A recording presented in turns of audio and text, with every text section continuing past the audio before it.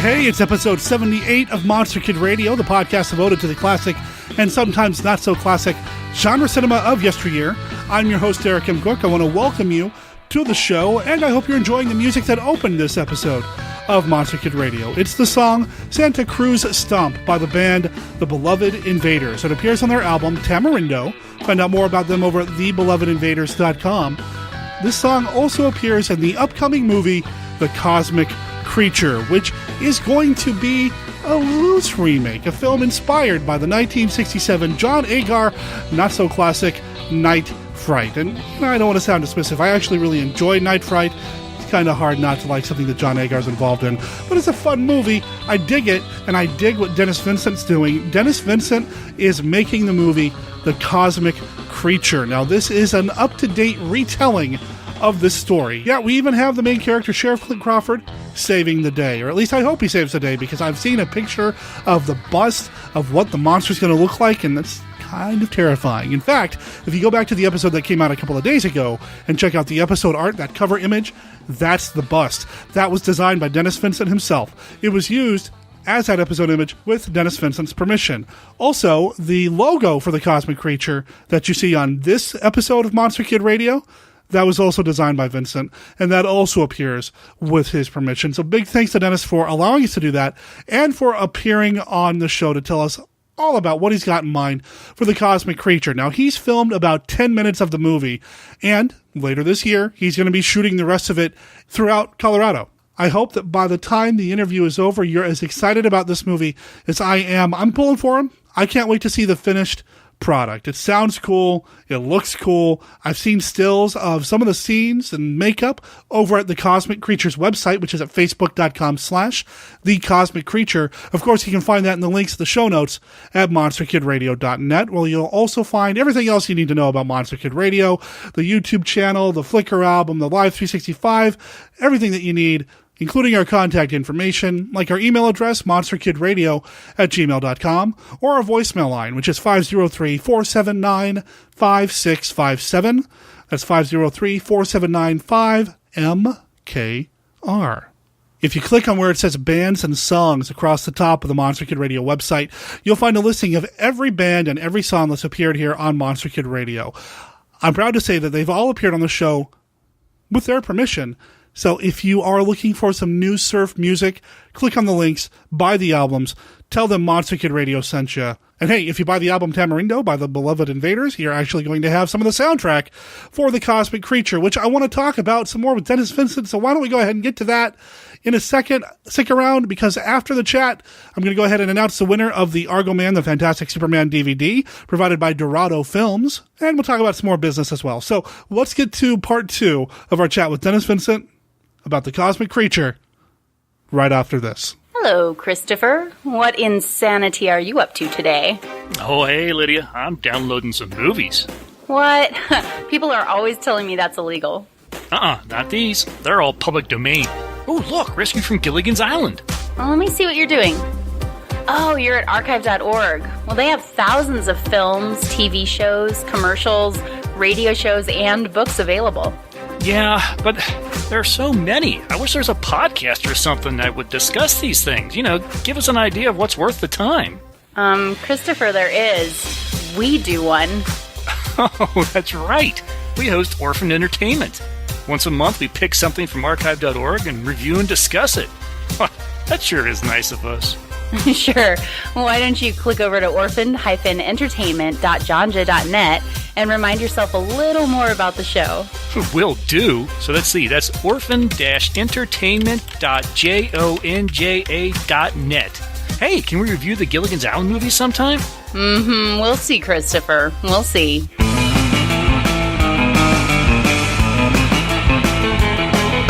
Well, here's the plan. What I've done is I've shot most of the interiors. About 85% of this film to 90% of this film takes place outside, and mostly in the park, as if you've seen the movie, because it's, I think, at a lake, and the other one's in, I think, a park. So that's what we have. We're going to shoot it all here in Colorado, and we're shooting it in Salida, and the other town is Longmont, and there's a few other various locations that we're getting. Some of them have to be on private property, because if I'm building this crashed rocket ship, you can't do that on public property. People are going to come by and damage it. So we have to do this on private land. So some of it has done there, but it's supposed to take place pretty much around Halloween or around that time period. So I'll probably be shooting most of this during the summertime, around there. And the funny thing is that if you remember Halloween was actually shot during the summer. People never really noticed that that's supposed to be the fall season, So I figured if they can get away with it, I think I can get away with it too, And since most of it's going to be at night, you're not really going to see the color of the trees anyway. So that's kind of the way we're going to go with it. So picking up again in late spring, what I'm going to do is shoot the first 10 minutes of the film. And that will act as sort of my trailer to see if we can get some investors. And but right now I've shot most of the interior pieces that I have, and then we shot just the interior. That's all I've shot. So that's all I have online right now. If you look on that, most of that is just the interior. There might be a couple of other things that I have to do. Like I will be shooting now some of the rocket ship going around the Earth, so I got to create that. And I'm planning for this summer shoot. We're doing some outdoor shooting now. There's going to be a couple of other scenes that we're going to be doing. And that's what I'm in the middle of doing. Actually, I'm budgeting that. And that will be coming out of my own pocket, of course, which the rest of this has already. But I need to actually get more investors involved, and that's why I'm shooting. I figure if I can shoot the first 10 minutes, that'll already be in the can. I know some people like to shoot like a trailer, so they show out, little scenes, outtakes from everything, but I don't think that's the right way to go because those are going to change anyway. So I'm going to just shoot the first 10 minutes, and it has a nice hook. It actually pulls you right in. So you've actually gone into production on some of this? Oh, yeah, it already is, yeah. Mm-hmm. But it's going to take probably... we'll shoot again, starting in late spring here, we'll be shooting again. And, gotcha, okay. And then after that, I will take the rest of it, because it's going to probably take the summer to shoot everything. I take a lot of care in what I do. I started it with using, I don't know if you're familiar with the camera, we're shooting with a Canon 5D3, and I'm using some Zeiss lenses, which are prime lenses, and they're really good quality. If you've seen the pictures on that Facebook page, you can tell that it's a really good quality. And those haven't even been color corrected. It's just the way it is raw. So it's really a beautiful picture.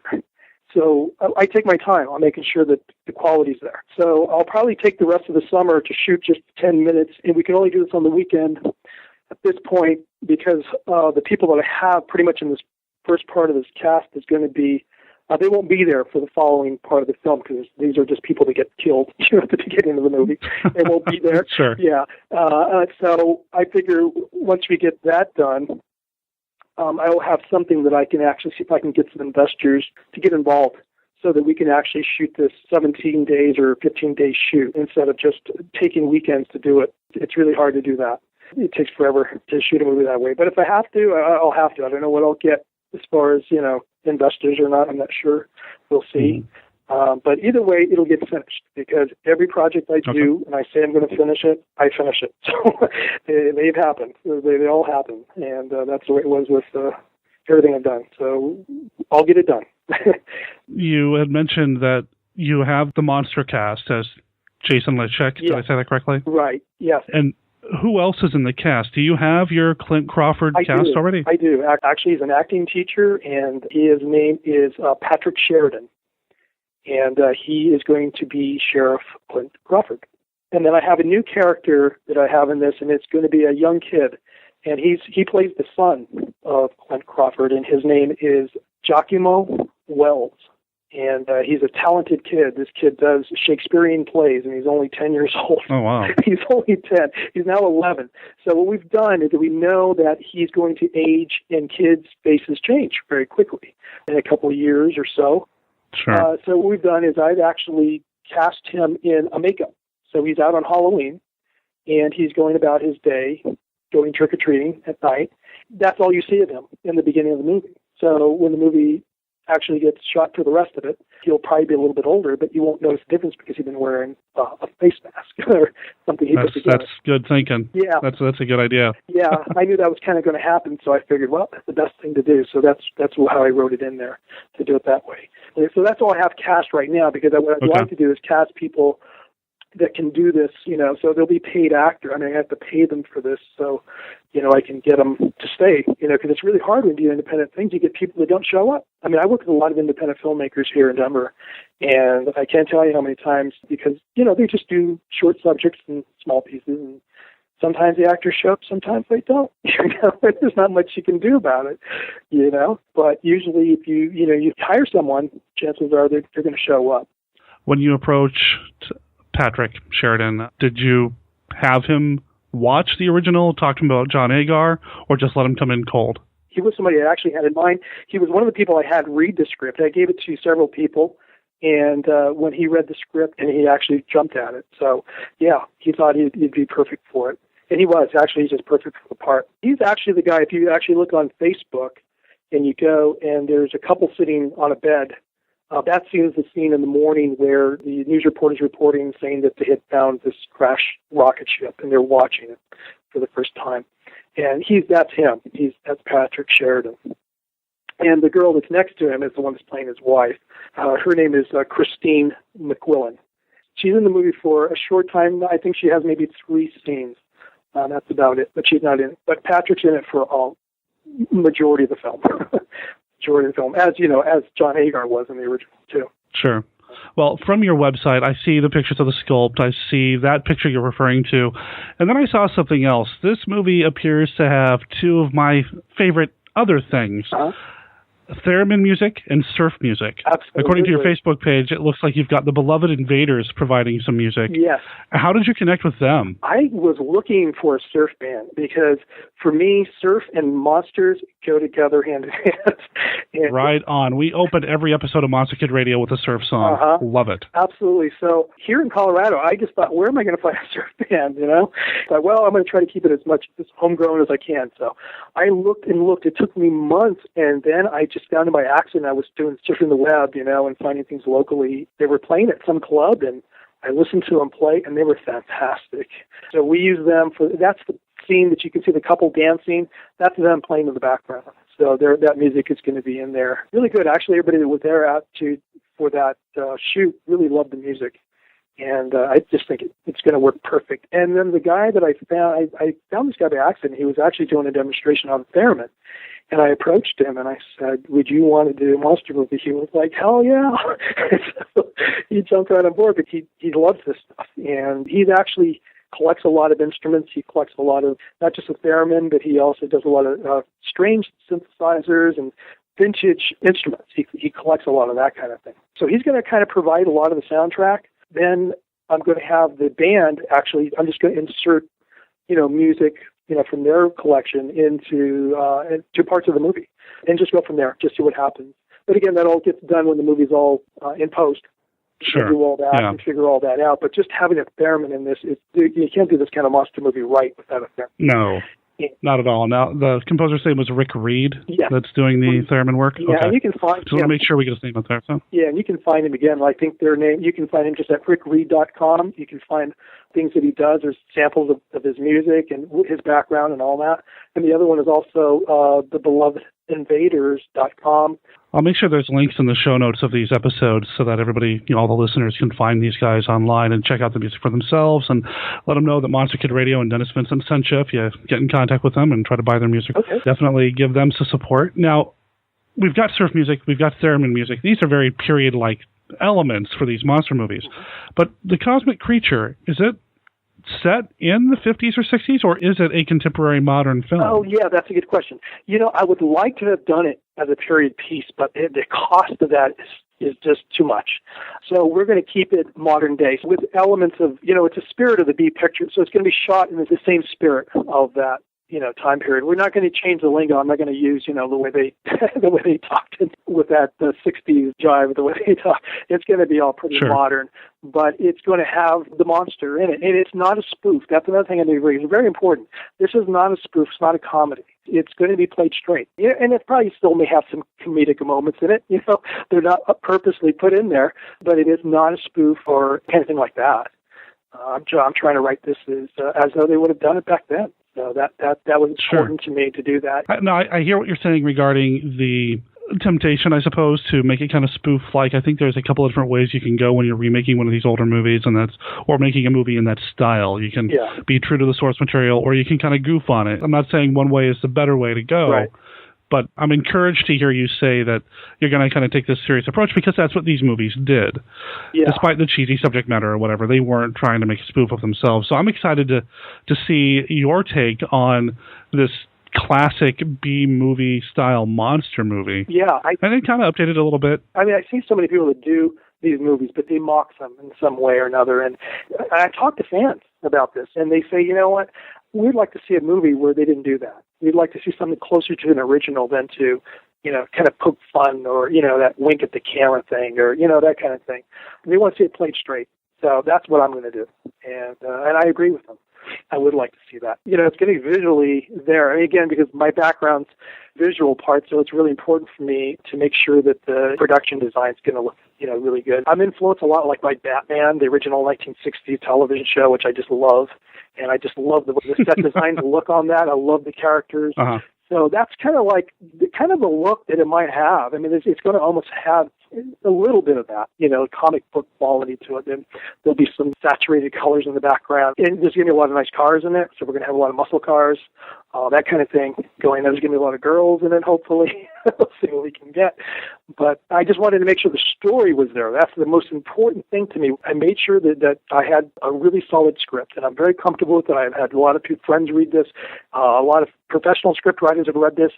They said it looks pretty solid, so I'm pretty comfortable with it. It took me a long time to write it. I spent a lot of hard work doing this. I'm pretty comfortable with the script. I think it's pretty solid.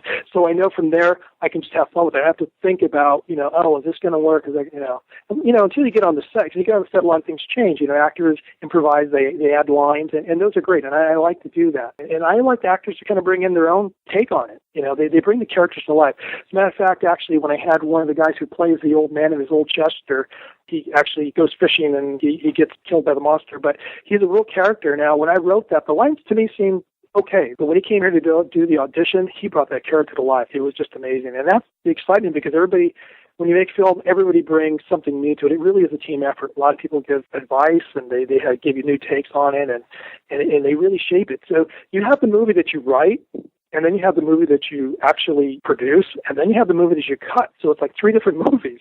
With all that input of everybody, you end up with something different than you really kind of envisioned. But I do enjoy that excitement and like I said, I work on a lot of sets with a lot of people around here, and I see it happen all the time. People write things, and the actors come in and they create something new out of it. They add new dialogue, and it really works. Mm-hmm. It's exciting to be on the set and watch it develop and think, oh, wait a minute, let me do it this way. Oh, this is a better idea, Because you just sit there in front of a computer, you're imagining this stuff in your head. You're sort of like a madman, because you're actually saying the dialogue like the character, watching you, because you're repeating the lines of the character, because you're trying to really see it happen before you.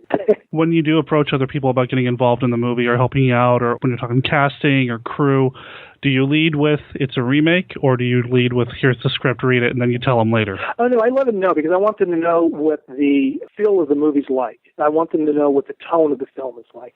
Some of them have never seen a horror film, from the 60s, or they've never seen a big picture. Some of these actors, and some of them are young, too. They've never seen these. They've only, That's no excuse. Yeah, I know. But I make them watch it. I said, no, you got to see this. I want you, before you read the script, you need to see the film. And then once you see the film, I'll have, read the script. And then something you want to get involved with, something you'd be interested in. And yeah, some of them do, and some of them are really, actually some of them are more knowledgeable than I am, which is amazing. But they, they actually know a lot about this. How many times have you watched Night Fright since you've started this whole process? I don't know. Gosh, I would have to say maybe 20 times, maybe. Around there, at least 20 times. I think I've watched it. And it's funny because I see different things every time I watch it, It's so funny because at the beginning of the movie, she calls him Chris Johnson. And then later, as the movie goes on, it's Chris Jordan. So it's like his name changes to the movie. And just a lot of other funny things that sort of happen that just sort of crack you up. But yeah, I've seen it probably about that many times.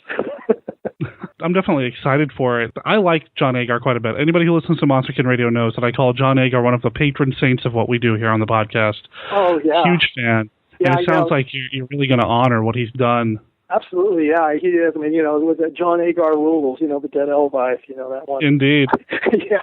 So no, I do. I love those movies. Like Curse of the Swamp Creature, and those movies are great. I mean, they're just fun to watch. Yeah, he did a lot of this stuff, like Tarantula. I just love him in that movie. Mm-hmm.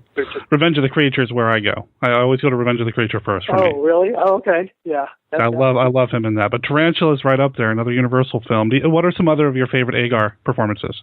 Attack of the Puppet People was good. Oh, yeah. And I don't know, what else did he do? Oh, yeah, Women of the Prehistoric Planet. Oh, and then, of course, he was in that other, I think that was a Larry Buchanan film. Oh, it's not really, so it was for television, those remakes, with Xantar, The Thing from Outer Space. Xantar, The Thing from Venus, yes. With Larry Buchanan, yeah. Yes, and I like Larry Buchanan stuff. They're pretty lean and mean movies. Yeah, but they're still fun to watch, and those are some of the things that I liked that he did as well. Well, I could probably talk your ear off about John Agar for another couple of hours. I'm not going to make you do that with me today, but... Yeah, I mean, I know a little bit about him. I know a lot about him, but I do like his films, and he is just a fantastic actor. I mean, when you see him in Night Fright, it's just amazing that he just is head and shoulders above everyone. He's so believable. He can make anything believable, whatever he's doing. It's just amazing. He's really an amazing actor. Everyone else just looks so bad. We talk about him being an amazing actor. He's got a sincerity, and there's a sincerity to his performance in Night Fright. Specifically, he feels like he was meant to be in this small Texas town, defending the town against this creature. Well, you're shooting your movie in Denver. Mm-hmm. Geographically, do you establish a difference between where Night Fright took place versus where your film's taking place? Is it tied into the Denver community or geography at all? It is only because it's not really going to be in the city of Denver. It'll be on the outskirts, so it's going to be in the mountainous areas. It's just outside of I don't know if you're familiar with Colorado much, but the Boulder area, it's outside of there. There's a Longmont, and we're going to be shooting probably there. Mm-hmm. So it's not going to be in the city. It's going to feel like a small town. Okay. I have Salida, Colorado is another place, Colorado Springs, all these other places. They have the feel of being sort of in a mountainous region, but in a small town, so it's going to feel more like that. You won't even feel like you're in a city, really, at all. It's going to feel closer to what you saw in Night Fright. So, and that was the thing, and I had to think about my resources even when I was developing this movie. I thought, what could I do? Because there are some movies you just can't do because the locations aren't going to work. But this one was pretty close, I think, because that one was shot in Texas, and this is not too far different. It looks pretty close. So sure. That's what we did. I grew up in Cheyenne, Wyoming, and I'm familiar with, and that with that area. There's Cheyenne, there's Fort Collins, there's Denver. Yeah.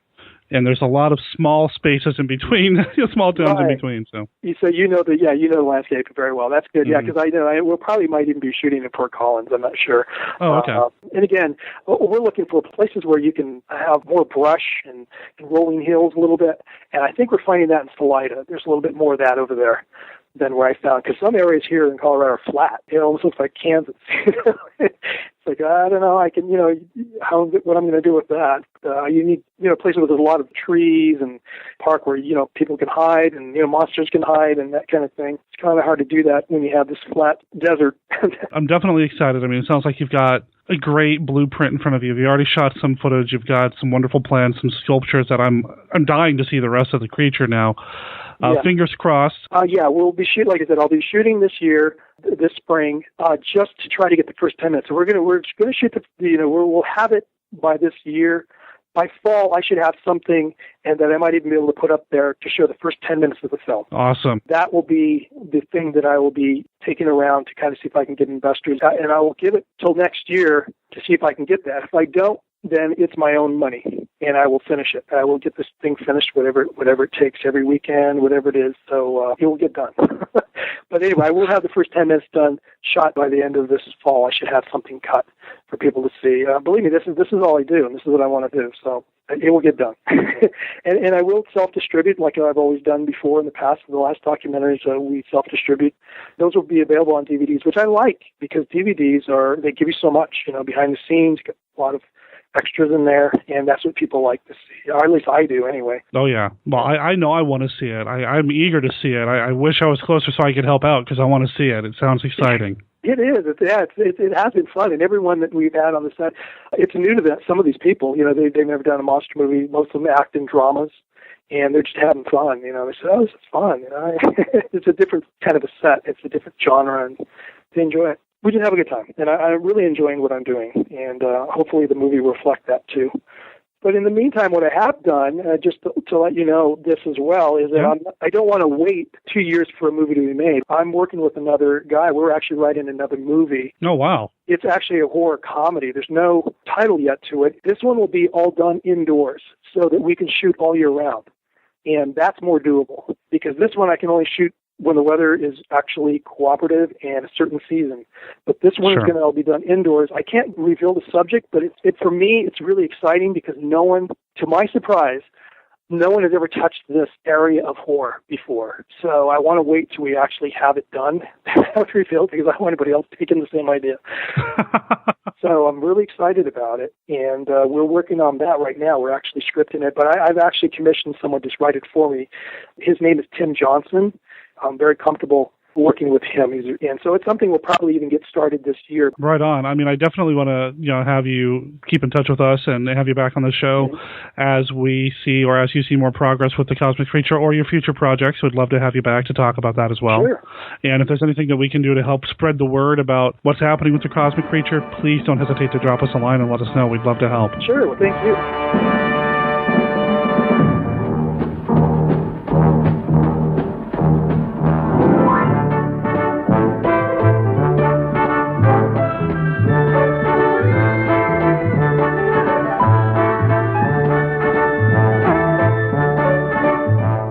So that was a little bit of the music from the public domain film Night Fright. I cannot wait to see this finished product. I think Dennis Vincent has something super exciting in mind. If you are not as enthused as I am after hearing that interview, well, you got to go back and listen to it again, because it's just going to be a lot of fun. Like I told him, if I was anywhere in the area, I'd be the guy on set hanging out, wanting to help out. The Cosmic Creature, looking forward to adding that to my movie collection. And I know there are some people out there who are looking forward to adding a movie called Argo Man, the Fantastic Superman, to their movie collection. We are going to announce the winner of the Argo Man DVD contest. Again, this was sponsored by Dorado Films. You can find out about them over at Dorado Films. We announced the contest last week when we had the interview with Argo Man himself, Roger Brown. Go back and listen to that. Even if you didn't enter the contest, even though it's too late to enter the contest, if you haven't listened to it, go back and check it out. He's got some fascinating stories about how he got involved in the Italian film business. And I'm looking forward to having him back on the show down the line again to talk maybe about some of his sword and sandal films. But for now, let's talk about Argo Man, or let's specifically talk about who's going to win. I took all the entries and I drew a name at random. The winner is Don Falcos. Don, I'm going to drop you a line, make sure that I've got the right mailing address, and I'll get this DVD in the mail to you ASAP. Thanks to everybody who entered the contest. I wish I had copies of the DVD to give to every one of you. Stay tuned for future contests here at Monster Kid Radio down the line. Also, look forward to the next Monster Kid Radio Crash event at the Hollywood Theater. It's happening on March 20th when we're going to go see Santo and Blue Demon versus the Monsters.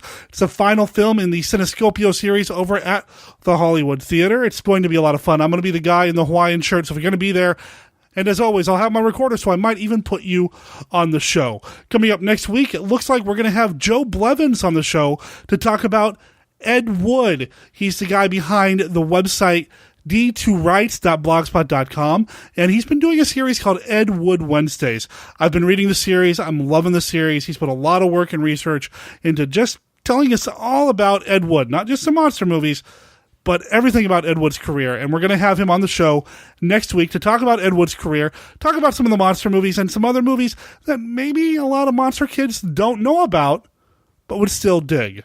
Monster Kid Radio is a registered service mark of Monster Kid Radio LLC.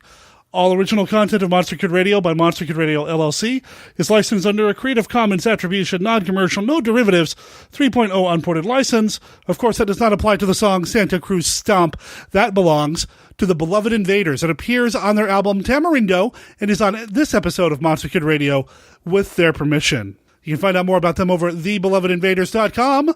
Talk to you next week.